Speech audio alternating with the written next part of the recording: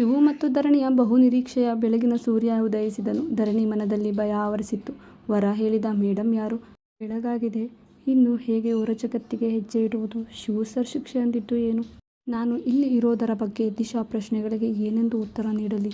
Sir ಮನದಲ್ಲಿ ಏನು ಓಡುತ್ತಿದೆ? ರೂಮ್ನಿಂದ ಆಚೆ ಯಾವ ಜಗತ್ತು ನನಗಾಗಿ ಕಾಯುತ್ತಿದೆ? ಈಗ ಪ್ರಶ್ನೆಗಳೇ ಮನದ ತುಂಬ ಮನೆ ಮಾಡಿದ್ದರೆ ದಿಶಾ ಮತ್ತು ಕರ್ಣ ಮಾತ್ರ ಮುಕ್ತವಾಗಿ ತಮ್ಮ ನಿದ್ರೆಯಲ್ಲಿ ಬಿಗಿಯಾಗಿ ಅಪ್ಪಿ ಹಿಡಿದು ಮಲಗಿದ್ದರು. ಡೋರ್ ಲಾಕ್ ಓಪನ್ ಆದಂತೆ ಅನ್ನಿಸಿತು. ಧಡಕ್ಕನೆ ಎದ್ದು ನಿಂತಿದ್ದಳು. ಆದರೆ ಯಾರೂ ರೂಮ್ ಒಳಗೆ ಬಂದಂತೆ ಅನ್ನಿಸಲಿಲ್ಲ. ಮತ್ತೆ ಹಾಸಿಗೆ ಮೇಲೆ ಉಗುರು ಕಚ್ಚುತ್ತಾ ಕೂತುಬಿಟ್ಟಳು.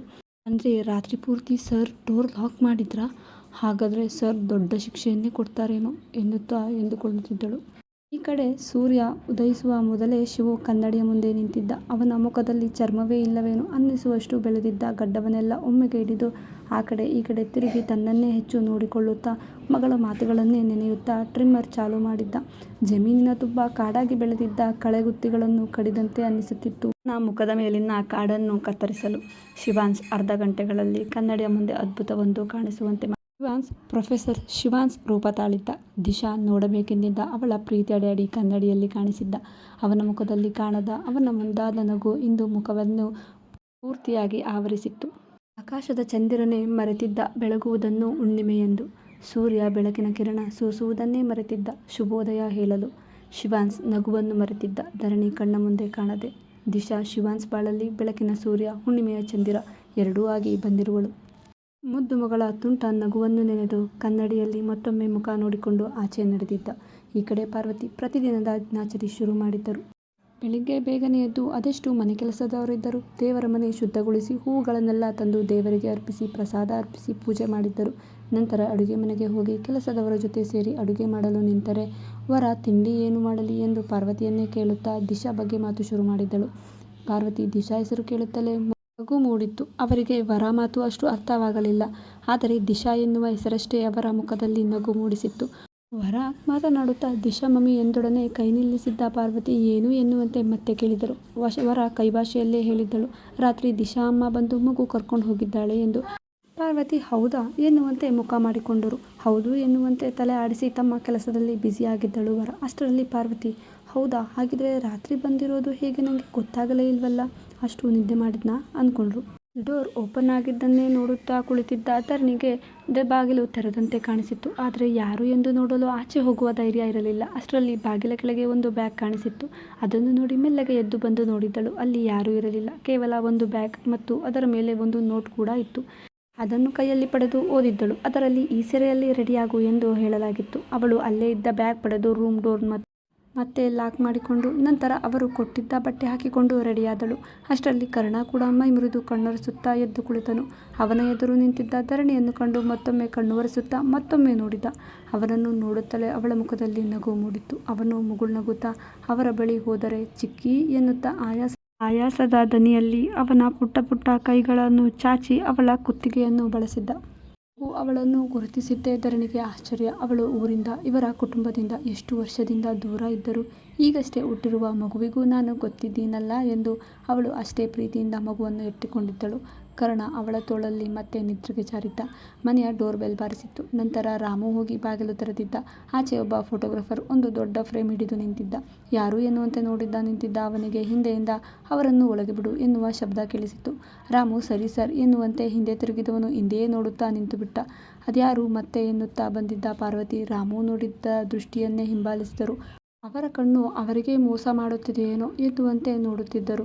ಹಿಂದೆಯಿಂದ ಮೆಟ್ಟಿಲಿಳಿದು ಬರುತ್ತಿದ್ದ ಶಿವು. ಅದೆಷ್ಟು ವರ್ಷಗಳಿಂದ ಅವನ ಮುದ್ದಾದ ಮುಖವನ್ನು ಅವರು ನೋಡೇ ಇಲ್ಲವೋ. ಅವನನ್ನು ನೋಡಿ ಅವನ ಟ್ರೈನಿಂಗ್ ಮುಗಿಸಿಕೊಂಡು ಬಂದ ನಂತರ ಅಷ್ಟೇ ಅವನ ಮುಖದ ತುಂಬ ಈ ಬಾರಿ ಕೂದಲುಗಳು, ಕಣ್ಣು ಮೂಗು ಬಿಟ್ಟು ಬೇರೇನೂ ಕಂಡಿರಲಿಲ್ಲ. ಯಾವುದೇ ವ್ಯವಸಾಯವಿಲ್ಲದೆ ದಷ್ಟಪುಷ್ಟವಾಗಿ ಬೆಳೆದಿದ್ದವು.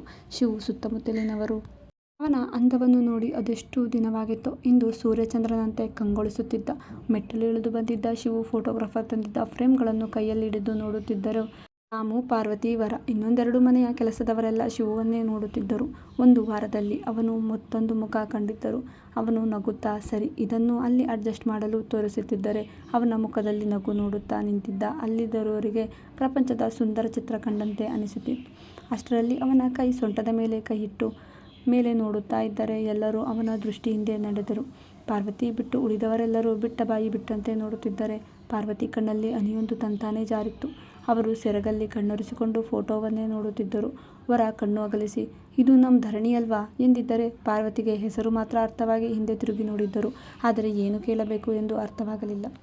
ವರ ಮಾತಿಗೆ ಹೌದೆನ್ನುವಂತೆ ರಾಮು ಕೂಡ ಧರಣಿ ತಂಗಿ ಎಂದುಕೊಂಡ. ಆದರೆ ಅವನ ಮಾತು ಯಾರಿಗೂ ಕೇಳಿದಷ್ಟು ಮೆಲುವಾಗಿ ಹೇಳಿದ. ಪೂರ್ತಿ ಫೋಟೋಗಳನ್ನು ಸೆಟ್ ಮಾಡಿದ್ದಾಗಿತ್ತು. ಫೋಟೋಗಳನ್ನು ಮತ್ತೊಮ್ಮೆ ತೋರಿಸುತ್ತಾ ಫೋಟೋಗ್ರಾಫರ್ ಎಲ್ಲವೂ ಕ್ರಾಸ್ ಚೆಕ್ ಮಾಡುವಂತೆ ಕೇಳಿದ್ದರು. ಸರಿಯಿದೆಯೇ ಎಂದು. ಸರಿ ಇದೆ ಎನ್ನುವಂತೆ ಹೌದು ಥ್ಯಾಂಕ್ಸ್ ಎಂದು ಹೇಳಿ ಅವರಿಗೆ ಅಮೌಂಟ್ ನೀಡಿ ಕಳುಹಿಸಿದ್ದ. ಅಷ್ಟರಲ್ಲಿ ಅವನನ್ನು ಕರೆದುಕೊಂಡು ಹೋಗಲು ಪ್ರತಿನಿತ್ಯದಂತೆ ಡ್ರೈವರ್ ಬಂದು ನಿಂತನು. ಶಿವು, ಅಮ್ಮ ಇವತ್ತು ಏನಾದರೂ ಸಿಹಿ ಮಾಡಲು ಹೇಳು ಎನ್ನುತ್ತಿದ್ದರೆ ಪಾರ್ವತಿ ಕಣ್ಣಲ್ಲಿನ ಕಣ್ಣೀರು ಒರೆಸಿಕೊಳ್ಳುತ್ತಾ ಇಲ್ಲಿದ್ದ ಫೋಟೋಗಳನ್ನು ನೋಡುತ್ತಿದ್ದರು. ಒಂದು ಶಿವು ಮತ್ತು ಧರಣಿಯ ಫೋಟೋ, ಮತ್ತೊಂದು ಪೂರ್ತಿ ಮನೆಯ ಸ್ಪಂದನ ಸೀಮಂತದ ಫೋಟೋ, ಮತ್ತೊಂದು ಧರಣಿ ಕಬಡ್ಡಿಯ ಚಾಂಪಿಯನ್ ಆಗಿದ್ದ ಫೋಟೋ ನೇತು ಹಾಕಲಾಗಿತ್ತು. ಶಿವು ಪಾರ್ವತಿಯವರ ಹೆಗಲು ಹಿಡಿದು, ತುಂಬ ಕಣ್ಣೀರು ಹಾಕಬೇಡ ಅಮ್ಮ, ಹೋಗು, ಏನಾದರೂ ಸಿಹಿ ಮಾಡೋಕೆ ಹೇಳು ಎನ್ನುತ್ತಾ ಮೆಟ್ಟಲು ಹತ್ತುತ್ತಾ ಮೇಲೆ ಹೋಗಿದ್ದ. ರಮೇಶ ಕೀ ಪಡೆಯಲು ಮನೆಯೊಳಗೆ ಬರುತ್ತಿದ್ದ ಹೆಜ್ಜೆ ಅಲ್ಲೇ ನಿಂತಿದ್ದವು. ಇದೇನು ಧರಣಿ ತಂಗಿ ಅಲ್ವಾ ಎಂದು ನೋಡ್ತಾ ನಿಂತಿದ್ದರೆ ಪಾರ್ವತಿ ದಿಶಾ ಎಲ್ಲಿ ಎಂದಿದ್ದರು. ಕೆಂಪಾದ ಕಣ್ಣು ಸೆರಗಲ್ಲಿ ಒರೆಸಿಕೊಳ್ಳುತ್ತಾ. ಉಮೇಶ ಒಮ್ಮೆ ಫೋಟೋ ನೋಡಿ ಮತ್ತೊಮ್ಮೆ ಪಾರ್ವತಿ ಕಡೆ ನೋಡಿ, ಅದು ಅವರು ಇರಲಿಲ್ಲ ಎಂದು ಕೈಭಾಷೆಯಲ್ಲೇ ಹೇಳುತ್ತಾ ಸುತ್ತ ಡಿ.ಸಿ ಸರ್ ಇರುವವರೇನೋ ಎನ್ನುವಂತೆ ಕಣ್ಣಾಡಿಸಿ ಪಾರ್ವತಿಯನ್ನು ಕಣ್ಣಲ್ಲೇ ತೋರಿಸುತ್ತಾ ಕೇಳಿದ್ದ. ಆ ಫೋಟೋದಲ್ಲಿ ಯಾರು ಎನ್ನುವಂತೆ. ಪಾರ್ವತಿ ಕಣ್ಣಲ್ಲಿ ಮತ್ತೆ ಕಣ್ಣೀರು ಬಂದಿತ್ತು. ಅವರು ಕಣ್ಣೀರು ಒರೆಸುತ್ತಾ, ಅವಳು ಡಿ.ಸಿ ಸರ್ ಹೆಂಡತಿ ಎಂದರೆ ಉಮೇಶ್ ನೈಜ ಖುಷಿ, ಆಶ್ಚರ್ಯ ಎರಡೂ ಆಗತೊಡಗಿತ್ತು. ಧರಣಿ ಅಲ್ವಾ ಎಂದಿದ್ದ. ಪಾರ್ವತಿ, ನಿಂಗೆ ಹೇಗೆ ಗೊತ್ತು ಎನ್ನುವಂತೆ. ಅವಳು 5 ವರ್ಷದ ಹಿಂದೆ ಸತ್ತು ಹೋಗಿದ್ದಾಳೆ ಎಂದು ಹೇಳಿದ್ದರು. ಅವನು ಇಲ್ಲ ಎನ್ನುವಂತೆ ತಲೆ ಚಚ್ಚಿಕೊಂಡಿದ್ದ. ಪಾರ್ವತಿಗೆ ಏನೂ ಅರ್ಥವಾಗಲಿಲ್ಲ. ಅವರು ತಮ್ಮ ಪಾಡಿಗೆ ತಾವು ಅಡುಗೆ ಮನೆ ಕಡೆ ನಡೆದರು. ಉಮೇಶ ಬೇಗನೆ ಕೀ ಪಡೆದು ತನ್ನ ಕ್ವಾರ್ಟರ್ಸ್ ಕಡೆ ಓಡಿ ಹೋಗಿದ್ದ. ಅವನು ಧರಣಿ ಮನೆ ನೋಡಿದ್ದ. ಯಾರೂ ಇರಲಿಲ್ಲ. ಬಾಗಿಲು ತೆರೆದಂತೆ ಇತ್ತು. ಫೋನ್ ಕೂಡ ಅಲ್ಲೇ ಬಿಟ್ಟು ಹೋಗಿದ್ದಳು. ತಕ್ಷಣ ಅಲ್ಲೇ ಇದ್ದ ಕೆಲವರನ್ನು ಕೇಳಿದ್ದ. ಯಾರೂ ಕೂಡ ಆಕೆಯನ್ನು ನೋಡಿಲ್ಲ ಎಂದು ಹೇಳಿದ್ದರೆ ಅವನು ಡಿ.ಸಿ ಸರ್ ಮನೆ ಹೋಗಿ ಅಲ್ಲಿ ಕಂಡಿದ್ದನ್ನು ಹೇಳಿದ್ದ. ಡಿ.ಸಿ ಸರ್ನ ಹೆಂಡತಿ ಬೇರೆ ಯಾರೂ ಅಲ್ಲ, ನಮ್ಮ ಧರಣಿ ತಂಗಿನೇ. ಆದರೆ ಅವಳು ತೀರು ಹೋಗಿದ್ದಾಳೆ ಅಂತ ಅಂದ್ಕೊಂಡಿದ್ದಾರೆ. ಅವನ ಹೆಂಡತಿ ಸೇರಿ ಎಲ್ಲರೂ ಆಶ್ಚರ್ಯ, ಖುಷಿ ಎರಡೂ ಆಗಿತ್ತು. ಇಷ್ಟು ದಿನ ಅವಳ ಹಿನ್ನೆಲೆ ತಿಳಿಯದಿದ್ದರು ಎಂದು ಅದನ್ನು ಕೆಣಕಬೇಕೆನಿಸಲಿಲ್ಲ. ಅಲ್ಲಿಗೆ ಅವಳ ಖುಷಿಯೇ ಆಗಿತ್ತು. ಡಿ.ಸಿ ಸರ್ ಅವರ ಹೆಂಡತಿ ತೀರಿ ಹೋಗಿದ್ದಾಳೆ ಅಂದ್ಕೊಂಡಿದ್ದಾರೆ. ಅದನ್ನು ತಪ್ಪು. ಅವಳು ಬದುಕಿದ್ದಾಳೆ ಅಂತ ಅವರ ಮುಂದೆ ಧರಣಿ ತಂಗಿಯನ್ನು ಕರ್ಕೊಂಡು ಹೋಗಿ ನಿಲ್ಲಿಸಬೇಕು ಅಂದುಕೊಂಡರು. ಶಿವು ತನ್ನ ರೂಮಿಗೆ ಹೋಗಿದ್ದ. ಇನ್ನು ದಿಶಾ ನಿದ್ದೆಯಲ್ಲಿ ಇದ್ದರೆ ಕರ್ಣನನ್ನು ಹೆಗಲ ಮೇಲೆ ಎತ್ತಿದ್ದ ಧರಣಿ ಕಂಡಿದ್ದಳು. ಹಳದಿ ಬಣ್ಣದ ಸೀರೆ ಉಟ್ಟು ನಿಂತಿದ್ದಳು. ಅವಳನ್ನು ನೋಡುತ್ತಲೇ ಅವನ ಕೋಪ ಕಡಿಮೆಯಾಗಿತ್ತು. ಅವಳ ಕೈ ಹಿಡಿದು ಸುಮ್ಮನೆ ಮುಂದೆ ಮುಂದೆ ನಡೆದ. ಹೆಗಲ ಮೇಲೆ ಮಗು ಹಿಡಿದು ಅವನ ಹಿಂದೆ ಹಿಂದೆ ನಡೆದಿದ್ದಳು. ಏನು ಮಾತನಾಡಲು ಅವಕಾಶವೂ ಸಿಗಲಿಲ್ಲ. ಅವಳ ಕೈ ಹಿಡಿದು ಮೆಟ್ಟಿಲು ಇಳಿಯುವಾಗ ಪಾರ್ವತಿ ದೃಷ್ಟಿ ಧರಣಿ ಮೇಲೆ ಬಿದ್ದಿತ್ತು. ಅವರ ಕಣ್ಣು ಅವರೇ ನಂಬಲಿಲ್ಲ. ಅದನ್ನು ಖಾತರಿಯಾಗಿ ಮತ್ತೊಮ್ಮೆ ಕಣ್ಣೊಸಿಕೊಂಡು ನೋಡಿದ್ದರು. ಮುಂದೆ ಅವು ಕಾಣುತ್ತಿರುವುದೆಲ್ಲವೂ ನಿಜವೇ ಎನ್ನುವಂತೆ. ನಿಜವಾಗಿಯೂ ಅವರ ಮನೆಯ ಮಹಾಲಕ್ಷ್ಮಿ ಧರಣಿಯೇ ಬರುತ್ತಿದ್ದಳು. ಇವರನ್ನೇ ದಿಗ್ಭ್ರಾಂತರಾಗಿ ನೋಡುತ್ತಿದ್ದ ಅವರ ಅಮ್ಮನ ಮುಂದೆ ಧರಣಿಯನ್ನು ಎಳೆದು ನಿಲ್ಲಿಸಿ, ನೋಡು, ನಿನ್ನ ಮಗನನ್ನು ಇಷ್ಟು ದಿನ ಸನ್ಯಾಸಿ ಮಾಡಿದ್ದ ನಿನ್ನ ಮುದ್ದು ಸೊಸೆ ಎಂದು ಕೈ ಹಿಡಿದು ಮುಂದೆ ಬಿಟ್ಟಿದ್ದ. ಅವಳ ಕೈಲಿದ್ದ ಕರ್ಣನನ್ನು ಕೆಲಸದವರಿಗೆ ನೀಡಿ ಆಚೆ ಕಳುಹಿಸಿದ್ದ. ಕಣ್ಣೆದುರು ಬಂದಿದ್ದ ಧರಣಿಗೆ ಪಾರ್ವತಿ, ಧರಣಿ 2 ಕೆನ್ನೆಗೆ 4-5 ಏಟು ಕೊಟ್ಟರು. ಶಿವು ಏನೂ ಹೇಳಲಿಲ್ಲ. ಧರಣಿ ಅವಳ ಮಾಡಿದ ತಪ್ಪಿಗೆ ಅವರು ನೀಡುತ್ತಿರುವ ಶಿಕ್ಷೆ ತುಂಬ ಚಿಕ್ಕದ್ದು ಎನಿಸಿತ್ತು. ಜೋರಾಗಿ ಅವಳನ್ನು ತಬ್ಬಿ ಹಿಡಿದಿದ್ದರು. ಧರಣಿ, ಪಾರ್ವತಿ ಒಂದೇ ಸಮನೆ ಅಳುತ್ತಿದ್ದರು. ಶಿವು ಇದನ್ನೆಲ್ಲ ಮೂಕ ವಿಸ್ಮಿತನಂತೆ ನೋಡುತ್ತಿದ್ದ. ಧರಣಿಗೆ ಸಮಾಧಾನ ಆಗುವಷ್ಟು ತಬ್ಬಿ ಹತ್ತಿದ್ದ ಪಾರ್ವತಿಯನ್ನೊಮ್ಮೆ ನೋಡುತ್ತಾ, ಯಾಕೆ ನನ್ನ ಮಗನನ್ನು ನಿನಗೆ ಏನು ಕಮ್ಮಿ ಕಂಡಿತ್ತು? ಯಾಕೆ ಅವನನ್ನು ಹೀಗೆ ಕಾಡು ಮನುಷ್ಯನಾಗಿ ಮಾಡಿ ಹೋಗಿದ್ದೆ? ನಿನಗೆ ನಾವ್ಯಾರೂ ನೆನಪಿಗೆ ಬರಲಿಲ್ವಾ? ಇಂದ ನನ್ನ ಮಗನನ್ನು ನಾವು ಊರಿನವ್ರ ಜೊತೆಯೆಲ್ಲ ಸೇರಿ ಹುಚ್ಚ ಅಂದಿದ್ವಲ್ಲ. ನಿನಗೆ ನಾವು ನೆನಪಿಗೆ ಬರಲಿಲ್ಲ ಅಂದರೆ ಇರಲಿ, ನನ್ನ ಮಗನಾದರೂ ನೆನಪಿಗೆ ಬರಲಿಲ್ವಾ ಅನ್ನುತ್ತಿದ್ದರೆ ಅವಳಿಂದ ಬರೀ ಕಣ್ಣೀರಷ್ಟೇ ಉತ್ತರವಾಗಿತ್ತು. ಧರಣಿ ಬಿಕ್ಕಿ ಬಿಕ್ಕಿ ಅಳುತ್ತಿದ್ದರೆ ಪಾರ್ವತಿಯೇ ಅವಳನ್ನು ಸಮಾಧಾನ ಮಾಡುತ್ತಾ, ಅಳಬೇಡ ಮಗಳೇ, ಇಷ್ಟು ದಿನ ನೀನು ಬದುಕಿದ್ದರೂ ನೀನು ಸತ್ತೋಗಿದ್ದೀಯಾ ಅಂತ ನಿನ್ನನ್ನು ನಾವು ಸಾಯಿಸಿಬಿಟ್ಟಿದ್ವಲ್ಲ ಮಗಳೇ ಎನ್ನುತ್ತಾ ತಮ್ಮ ದುಃಖ ಖುಷಿ ಎಲ್ಲವನ್ನೂ ಒಟ್ಟೊಟ್ಟಿಗೆ ಹೇಳಿಕೊಳ್ಳುತ್ತಿದ್ದರೆ ಅಷ್ಟರಲ್ಲಿ ತನ್ನ ತೋಳಲ್ಲಿ ದಿಶಾ ಜೊತೆ ಬಂದಿದ್ದ ಶಿವು. ಬದಲಾಗಿದ್ದ ಶಿವನನ್ನು ಸ್ವತಃ ದಿಶಾ ಕಂಡು ಹಿಡಿದಿರಲಿಲ್ಲ. ಅವಳು ಅವನನ್ನು ನೋಡದೆಯೇ ಕಣ್ಣು ಮುಚ್ಚಿಯೇ ಬಂದಿದ್ದಳು. ಧರಣಿ ಸನಿಹ ಬರುತ್ತಲೇ ಅವಳ ದನಿಗೆ ಕಣ್ಣು ಬಿಟ್ಟು ಅವಳನ್ನು ಅಪ್ಪಿ ಅಮ್ಮ ಎನ್ನುತ್ತಾ ಕತ್ತು ಮುಚ್ಚಿಕೊಂಡು ಕುತ್ತಿಗೆಗೆ ತಬ್ಬಿ ಹಿಡಿದಿದ್ದಳು. ಮಗು ಬಾಯಲ್ಲಿ ಧರಣಿಯನ್ನು ಅಮ್ಮ ಎಂದಿದ್ದು ಕೇಳಿ ಪಾರ್ವತಿಗೆ ಆಶ್ಚರ್ಯಪಟ್ಟಿದ್ದರು. ಅವಳು ಕಾಣೆಯಾದಾಗ ಆಕೆ ಪ್ರೆಗ್ನೆಂಟ್ ಎಂದುವುದು ಸ್ವತಃ ಧರಣಿಗೆ ಗೊತ್ತಿರಲಿಲ್ಲ. ಇನ್ನು ಇವಾಗ ಮಗು ಎಂದರೆ ಇವರಿಗೆ ಆಶ್ಚರ್ಯವಾಗುವುದರಲ್ಲಿ ಸರಿಯಾಗಿತ್ತು. ಶಿವು ಪಾರ್ವತಿಗೆ ತನ್ನ ಬದುಕಿಂದ ದೂರ ಆದ ಮೇಲೆ ಧರಣಿಯ ಬದುಕಲ್ಲಿ ಹಂತ ಹಂತವನ್ನು ಸರಿತಾ ಮೇಡಮ್ ಹೇಳಿದ ಒಂದೊಂದು ಮಾತನ್ನು ತಪ್ಪದೇ ಹೇಳಿದ್ದ. ಪಾರ್ವತಿ ಸ್ವತಃ ತಾಯಾಗಿದ್ದು ಧರಣಿ ಒಂಟಿಯಾಗಿ ಗೊತ್ತು ಗುರಿ ಇಲ್ಲದ ಊರಿನಲ್ಲಿ ಅನುಭವಿಸಿದ್ದ ನೋವುಗಳನ್ನು ಆಕೆ ಅಷ್ಟೆಲ್ಲ ಪ್ರೀತಿಯನ್ನು ತೊರೆದು ಎಲ್ಲರಿಂದ ದೂರ ಬಂದಿದ್ದ ಕಾರಣವನ್ನು ಹೇಳಿದ್ದರು. ಅದನ್ನು ನೆನೆಯುತ್ತಾ, ಯಾಕೆ ಮಗಳೇ, ನಮ್ಮನೆಯ ಮಹಾರಾಣಿಯಾಗಬೇಕಿದ್ದ ನನ್ನ ಕೂಸನ್ನು ನಮ್ಮಿಂದ ದೂರ ಇಟ್ಟಿದ್ದೆ ಎಂದು ಗೋಗರೆದರು. ಧರಣಿ ಏನೂ ಹೇಳಲು ಸಾಧ್ಯವಿಲ್ಲದ ಪರಿಸ್ಥಿತಿಯಲ್ಲಿ ನಿಂತಿದ್ದಳು. ದಿಶಾ ಇನ್ನೂ ಧರಣಿಯ ತೋಳಲ್ಲಿ ಅವಿತಿದ್ದು ನೋಡಿ, ಮಗಳು ಬರಲ್ವಾ ಎಂದಿದ್ದರು ಪಾರ್ವತಿ. ಮೆಲ್ಲಗೆ ಅವರ ತೋಳಿಗೆ ಸರಿದ ದಿಶಾ, ಗ್ರಾನಿ ಇವರ್ಯಾರು ಎಂದಿತ್ತು ಶಿವು ಕಡೆ ಕೈ ತೋರಿಸುತ್ತಾ. ಪಾರ್ವತಿ ನಗುತ್ತಾ, ನೋಡು, ನಿಮ್ಮ DC ಸರ್ ಮೊದಲಿಗಿಂತ ಇವಾಗ ಕೆಟ್ಟದಾಗಿ ಕಾಣಿಸ್ತಾವ್ರಾ, ನೋಡೋಕ್ಕಾಗ್ದಂಗೆ ಎಂದರೆ ಕಣ್ಣು ಪಟಗುಟ್ಟಿತ್ತು. ಓ ಕನ್ನಾ ಎಂದಿತ್ತು ಅವನನ್ನೇ ನೋಡಿ. ಅವನು ನಗುತ್ತಾ ಕೈ ಚಾಚಿದ್ದ. ಅವನ ತೋಳಿಗೆ ಹೋಗಿ, ಅಯ್ಯೋ ಕನ್ನಾ, ರಾತ್ರಿ ಕಳೆದು ಬೆಳಗಾಗುವಷ್ಟರಲ್ಲಿ ಫುಲ್ ನೀಟಾಗಿಬಿಟ್ಟಿದೀಯಾ, ನಿನ್ನೆ ನೀನು ಡರ್ಟಿ ಆಗಿದ್ದೆ ಎನ್ನುತ್ತಾ ಅವನನ್ನು ನೋಡುತ್ತಾ ದೃಷ್ಟಿಸಿ ಹೇಳಿತ್ತು. ಪಾರ್ವತಿ ಕಡೆ ನೋಡಿ, ಅಯ್ಯೋ ಕೃಷ್ಣ, ನೋಡು ಗ್ರಾನಿ ಎಷ್ಟು ಹ್ಯಾಂಡ್ಸಮ್ ಆಗಿದ್ದಾರೆ ಕನ್ನಾ, ಅಂದರೆ ನೀನೇ ನೋಡು ಮಗಳೇ ನಿಮ್ಮಪ್ಪನ್ನ ಅಂದಿದ್ದರು ಪಾರ್ವತಿ. ಪಾರ್ವತಿ ಬಾಯಲ್ಲಿ ಅಪ್ಪ ಎನ್ನುವ ಪದ ಕೇಳಿ ಒಮ್ಮೆ ಅವರನ್ನು, ಮತ್ತೊಮ್ಮೆ ಶಿವು ಕಡೆ, ಮತ್ತೊಮ್ಮೆ ಧರಣಿಯನ್ನು ನೋಡಿತು. ಅಪ್ಪ ಮಗಳ ಸಂಗಮವನ್ನು ನೋಡಿ ಧರಣಿ ಇನ್ನೂ ಅಳುತ್ತಲೇ ನಿದ್ದಳೆ.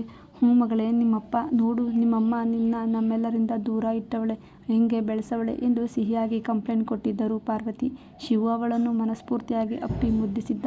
ನಿನ್ನ ನನ್ನಿಂದ ದೂರ ಮಾಡಿದ್ದಕ್ಕೆ ನಿಮ್ಮಮ್ಮನಿಗೆ ಪನಿಷ್ಮೆಂಟ್ ಇದ್ದೇ ಇದೆ ಅನ್ನುತ್ತಿದ್ದರೆ ಶಿವು ಆಚೆ ಕರೆದುಕೊಂಡು ಹೋಗಿ ಕರ್ಣನನ್ನು ಒಂದು ತೋಳಲ್ಲಿ ಕರೆದು ತಂದಿದ್ದ. ಕರ್ಣ ಧರಣಿಯನ್ನು ನೋಡಿ, ಶಿವುಗೆ ಚಿಕ್ಕು ಚಿಕ್ಕಿ ಬಂದಿದ್ದಾಳೆ ಎಂದರೆ ಧರಣಿ ನಗುತ್ತಾ ಅವನನ್ನು ತೋಳಲ್ಲಿ ಪಡೆದಿದ್ದಳು. ಅವನು ಆಗಷ್ಟೇ ಬರುವ ತೊದಲ ನುಡಿಯಲ್ಲಿ ಅವಳಿಗೆ, ನೀವು ದೇವರ ಚಿಕ್ಕಿ ಎಂದಿದ್ದರೆ ಧರಣಿ ಏನೂ ಗೊತ್ತಾಗದೆ, ಯಾಕೆ ಪುಟ್ಟ, ಇಲ್ಲ ಮಗನೇ ಎಂದು ಅವನಿಗೆ ಮುತ್ತಿತ್ತಿದ್ದಳು. ಮತ್ತೆ ದೊಡ್ಡಮ್ಮ ನಮಗೆಲ್ಲ ನಿಮ್ಮನ್ನ ದೇವರು ಅಂತ ಕೈ ಮುಗಿಸಿ ಪೂಜೆ ಮಾಡ್ತಾರೆ ಎಂದಿತ್ತು. ದೇವರು ಮತ್ತು ಸತ್ತವರಿಗೂ ವ್ಯತ್ಯಾಸ ಗೊತ್ತಿಲ್ಲದ ಮಗು. ಧರಣಿ ಅರಿಯುತ್ತಿದ್ದರೆ ಕಣ್ಣೀರು ಒರೆಸುತ್ತಾ, ಇಲ್ಲ ಮಗನೇ ಎನ್ನುತ್ತಿದ್ದರೆ, ನೀವ್ಯಾಕೆ ನಮ್ಮೂರಿನ ಕಡೆ ಬರೋದೇ ಇಲ್ಲ ಎಂದಿತ್ತು ಪುಟ್ಟ ಮಗು. ನಿಮಗೆ ಗೊತ್ತಾ, ನಮ್ಮಪ್ಪ ನಿಮ್ಮನ್ನ ತಾತನ್ನ ಇಬ್ಬರನ್ನು ದೇವರು ಅಂತ ಹೇಳ್ತಾರೆ ಅಂತಿದ್ರೆ ಧರಣಿ ನೋಟ ಅತ್ತೆಯ ಕಡೆ ಸಾಗಿತ್ತು. ಮಹಾಲಕ್ಷ್ಮಿಯಂತೆ ಯಾವಾಗಲೂ ಅರಿಶಿನ ಕುಂಕುಮ, ಮುಡಿ ತುಂಬ ಹೂ, ಕೈ ತುಂಬ ಬಳೆ ತೊಟ್ಟು ಇರುತ್ತಿದ್ದ ಗೌಡಗಿತ್ತಿಯಂತಿದ್ದ ಪಾರ್ವತಿಯವರು ಎಲ್ಲ ಸೌಭಾಗ್ಯಗಳನ್ನು ಕಳೆದುಕೊಂಡು ಮುಖ ಬಾಡಿ ಮಂಕಾಗಿದ್ದವು. ಸೀರೆ ಸೆರಗಲ್ಲಿ ಕಣ್ಣೀರು ಒರೆಸುತ್ತಾ ಬಿಕ್ಕಿ ಬಿಕ್ಕಿ ಅಳುತ್ತಿದ್ದ ಪಾರ್ವತಿ, ನೀನು ನಿನ್ನನ್ನು ನತದೃಷ್ಟಿ ಅಂತ ನಮ್ಮನೆಯನ್ನ ಬಿಟ್ಟು ಬಂದ್ಬಿಟ್ಟೆ ಅಲ್ವಾ, ಆದರೆ ಗೊತ್ತಾ, ನೀನು ನಮ್ಮನೆಯಿಂದ ಬಂದಮೇಲೆ ನಮ್ಮನೆಯಲ್ಲಿ ಇದ್ದ ಕಳೆ ಕಳೆದುಕೊಂಡಿತ್ತು. ನನ್ನ ಮಗ 3-4 ತಿಂಗಳುಗಳು ಮೂಕನಾಗಿ ಬಿಟ್ಟಿದ್ದ. ನಮ್ಮನೆಯ ಗಟ್ಟಿಗಿತ್ತಿ ನಿಮ್ಮ ಪುಟ್ಟವ್ವ 1 ವರ್ಷದಾಗೆ ತೀರ್ಕೊಂಡ್ರೆ, ನಿಮ್ಮ ಮಾವ ಆಕ್ಸಿಡೆಂಟಾಗಿ ಅವರೂ ಸತ್ತರು. ಮನೆಯಲ್ಲಿ ಯಾವ ಕಳೆಯೂ ಇಲ್ಲ. ನಾಗಾಸರು ಮಕ್ಕಳು ಬಂದ ಮೇಲೆ ಒಂಚೂರು ಮನೆ ಮೊದಲಂಗೆ ಆಗೈತೆ ಅಷ್ಟೆ.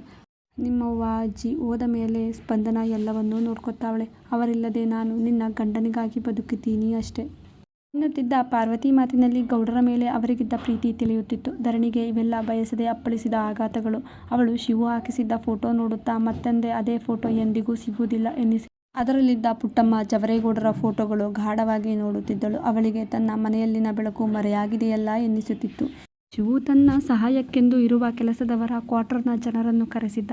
ಎಲ್ಲರಿಗೂ ಕೈಜೋಡಿಸಿ ಧನ್ಯವಾದ ಹೇಳಿದ್ದ. ತನ್ನ ಪ್ರೀತಿಯ ಹೆಂಡತಿಯನ್ನು ಮತ್ತು ಮಗಳನ್ನು ಇಷ್ಟು ದಿನ ಚೆನ್ನಾಗಿ ನೋಡಿಕೊಂಡಿದ್ದಕ್ಕಾಗಿ, ಅವಳಿಗೆ ಎಷ್ಟು ಜೋಪಾನವಾಗಿ ಸೇರುವಂತೆ ಮಾಡಿದ್ದಕ್ಕಾಗಿ. ಅವನು ತುಂಬ ಹುಡುಕಾಡಿದ್ದ. ಆದರೆ ಆಕೆ ಇಷ್ಟು ಭದ್ರಕೋಟೆಯಲ್ಲಿ ಇರುವುದರಿಂದ ಅವಳ ಸಣ್ಣ ಸುಳಿವು ಶಿವುಗೆ ಸಿಕ್ಕಿರಲಿಲ್ಲ. ಅಲ್ಲದೆ ಹುಟ್ಟಿನಿಂದಲೇ ಇಡೀ ಕುಟುಂಬ ಕಳೆದುಕೊಂಡಿದ್ದ ದಿಶಾ ತನ್ನ ತಂದೆಯನ್ನು ಕೇಳಬೇಕು ಅನ್ನಿಸುವಷ್ಟು ಪ್ರೀತಿ ನೀಡಿದ್ದ ಇಡೀ ಸಮುದಾಯಕ್ಕೆ ಅವನು ಮನಸಾರೆ ಧನ್ಯವಾದ ಹೇಳಿ ತಿಳಿಸಿದ್ದ. ಧರಣಿ ಒಂಟಿಯಾಗಿ ಅನುಭವಿಸಿದ್ದ ನೋವನ್ನು ನೋಡುತ್ತಿದ್ದ. ದಿಶಾ ಪುಟ್ಟಳಿಗೆ ಒಬ್ಬ ತಂದೆ ಇದ್ದಿದ್ದರೆ ಅವಳಿಗೂ ತುಂಬ ಚೆನ್ನಾಗಿರುತ್ತಿತ್ತು ಅನ್ನುತ್ತಿದ್ದವರು ಈಗ ಇನ್ನು ಮುಂದೆ ಅಮ್ಮ ಮಗಳು ಚೆನ್ನಾಗಿರುತ್ತಾರೆ ಎಂದು ನೆರವೇರಿದ್ದವರಿಗೆಲ್ಲರಿಗೂ ಆನಂದ ವ್ಯವಸ್ಥೆ ಸುರಿಸಿದ್ದರು. ಎಲ್ಲರಿಗೂ ಸಿಹಿ ಊಟ ಮಾಡಲು ವ್ಯವಸ್ಥೆ ಮಾಡಿಸಿದ್ದ ಶಿವು. ಧರಣಿ ತನ್ನ ಮಗಳು ಮತ್ತು ಕರ್ಣನನ್ನು ಒಟ್ಟಿಗೆ ನೋಡಿ ತುಂಬ ಖುಷಿಪಟ್ಟಿದ್ದಳು. ಮುದ್ದಾದ ಕರ್ಣ ಅವಳನ್ನು ಚಿಕ್ಕಿ ಚಿಕ್ಕಿ ಎನ್ನುತ್ತಿದ್ದರೆ ತುಂಬ ಖುಷಿಯಾಗುತ್ತಿತ್ತು. ಅವಳ ಬಳಿ ಬಂದಿದ್ದ ಶಿವು ದಿಶಾಳನ್ನು ತೋಳಲ್ಲಿ ಪಡೆದು, ಅಮ್ಮ ನಿನ್ನ ಕ್ಷಮಿಸಿ ಇರಬಹುದು, ಆದರೆ ಈ ಪ್ರೊಫೆಸರ್ ಕ್ಷಮಿಸಲ್ಲ. ಒಂದ್ಸಾರಿ ಎಲ್ಲ ಮುಗಿಲಿ, ಆಮೇಲೆ ನಿನಗಾಗಿ ನಾನು ಕೊಡಬೇಕೆಂದಿರುವ ಪನಿಷ್ಮೆಂಟ್ ನಿನಗಾಗಿ ಕಾಯುತ್ತಿರುತ್ತದೆ ಎಂದು ಮೆಲುವಾಗಿ ವಾರ್ನಿಂಗ್ ನೀಡಿದ್ದ. ದಿಶಾ ಮಾತ್ರ ತನ್ನ ತಂದೆಯ ತೋಳಲ್ಲಿ ಅವನನ್ನು ನೋಡುತ್ತಾ, ಪ್ಲೀಸ್ ಡ್ಯಾಡಿ, ನಾಳೆ ನೀವು ನನ್ನ ಸ್ಕೂಲ್ಗೆ ಬರ್ತೀರಾ ಎಂದರೆ ಬರ್ತೀನಿ ಎಂದಿದ್ದ. ಮಹಾರಾಣಿಯ ಆಜ್ಞೆಯನ್ನು ಪಾಲಿಸದಿದ್ದರೆ ಹೇಗೆ ಎನ್ನುವಂತೆ. ವಾವ್, ನಾಳೆ ನಾನು ನಮ್ಮ ಡ್ಯಾಡಿನ ಎಲ್ಲರಿಗೂ ಇಂಟ್ರೊಡ್ಯೂಸ್ ಮಾಡಿಸ್ತೀನಿ, ನಾನು ಫುಲ್ ಹ್ಯಾಪಿ ಎಂದು ಅವನಿಗೆ ಮುತ್ತಿಟ್ಟಿತ್ತು ಮಗು.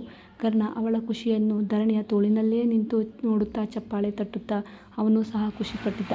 ಪಾರ್ವತಿಯು ತನ್ನೆಲ್ಲ ನೋವನ್ನು ಮರೆಯುತ್ತಾ ಖುಷಿಯಾಗಿ ಅಡುಗೆ ಮಾಡಿಸುತ್ತಾ ಇದ್ದರೆ ಶಿವು, ಕರ್ಣ, ದಿಶಾ 3 ಜನರು ಇಂದು ತಮ್ಮದೇ ಖುಷಿಯ ದಿನವೆಂದು ತಮ್ಮದೇ ಸ್ಟೈಲ್ನಲ್ಲಿ ಎಂಜಾಯ್ ಮಾಡಿ ಕಳೆದರು. ಶಿವು ಇಂದು ತನ್ನ ಕೆಲಸಕ್ಕೆ ರಜೆ ಪಡೆದು ಪೂರ್ತಿ ದಿನ ಮಗಳೊಂದಿಗೆ ಕಳೆದಿದ್ದ. ಧರಣಿ ಮತ್ತೆ ತನ್ನ ಅತ್ತೆಯೊಂದಿಗೆ ಬೆರೆತು ಅವರೊಂದಿಗೆ ಕುಳಿತು ಬಿಟ್ಟಿದ್ದಳು. ಅವಳು ಕಲ್ಪಿಸಿಕೊಂಡೂ ಇರಲಿಲ್ಲ ಅವಳು ಇಷ್ಟೊಂದು ದೊಡ್ಡ ತಪ್ಪನ್ನು ಇಷ್ಟು ಬೇಗ ಅವಳ ಅತ್ತೆ ಕ್ಷಮಿಸಿ ತನ್ನವಳಾಗಿ ಮತ್ತೆ ಸೇರಿಸಿಕೊಳ್ಳುವಳೆಂದು, ದಿಶಾಳನ್ನು ತಮ್ಮ ಮೊಮ್ಮಗಳೆಂದು ಅನುಮಾನಿಸದೆ ಒಪ್ಪಿದ್ದರೆಂದು. ಕತೆ ಮುಂದುವರೆಯುವುದು. ಕತೆ ಇಷ್ಟ ಆದರೆ ಒಂದು ಲೈಕ್ ಮಾಡಿ ಮತ್ತು ಚಾನಲನ್ನು ಸಬ್ಸ್ಕ್ರೈಬ್ ಮಾಡೋದನ್ನು ಮರೆಯಬೇಡಿ. Thank you.